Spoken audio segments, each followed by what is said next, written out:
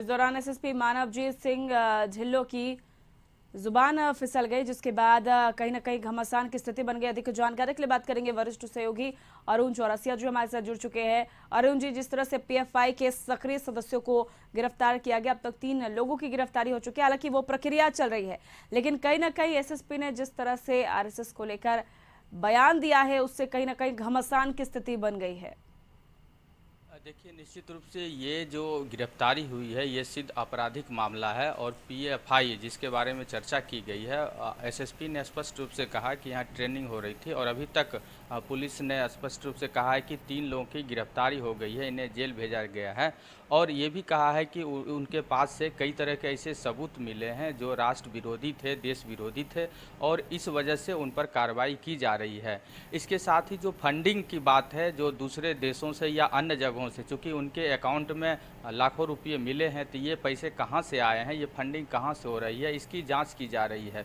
इस बीच ये जो मामला है आपराधिक मामला, उसमें अब राजनीति भी होने लगी है। चूँकि जब एसएसपी कल पीसी प्रेस कॉन्फ्रेंस कर रहे थे, उस दौरान उन्होंने आरएसएस का नाम लिया। आरएस यानी बीजेपी की मातृ संस्था। यही वजह है कि अब यह राजनीतिक घमासान है और बीजेपी हर हाल में एसएसपी पर कार्रवाई की मांग कर रही है।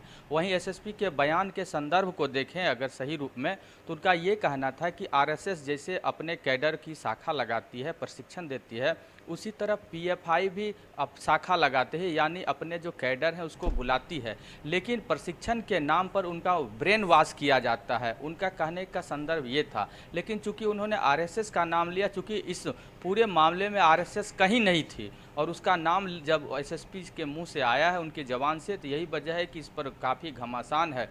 जो नीतीश सरकार के विरोधी खेमे के माने जाते हैं बीजेपी के विधायक या मंत्री, वो काफ़ी उग्र हो गए हैं। बचौल जैसे नेता बयान दे रहे हैं कि एसएसपी पर तुरंत कार्रवाई होनी चाहिए, वो मानसिक रूप से सही नहीं है।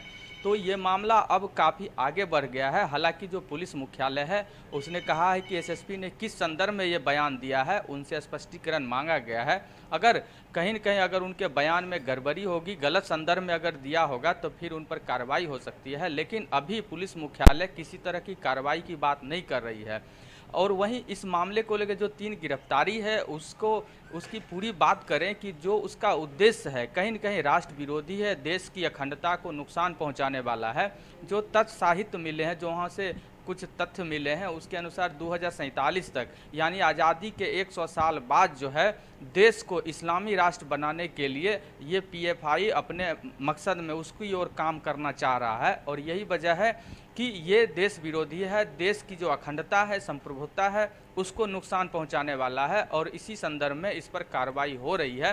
पूछताछ में कई लोगों के और भी नाम आए हैं, करीब 26 लोगों को नामजद बनाया गया है, तो पुलिस इनकी भी गिरफ्तारी करेगी। लेकिन ये मामला अभी और चलने वाला है। इस पर विवाद, चूंकि एसएसपी ने जो बयान दिया है उस पर राजनीतिक बयानबाजी शुरू हुई है। हर एक दल अपने अपने हिसाब से इस पर बयानबाजी कर रहे हैं, तो ये मामला आगे तूल पकड़ेगा और आगे भी इस पर बयानबाजी होगी। अब देखना है कि नीतीश कुमार, जिनके पास गृह विभाग है, क्या बीजेपी की मांग पर कार्रवाई करते हैं या फिर जो पुलिस मुख्यालय या जो पुलिस जो काम कर रही है, जो जांच कर रही है, उसको उसी तरह से आगे बढ़ाने का मौका देते हैं, यानी निर्देश देते हैं।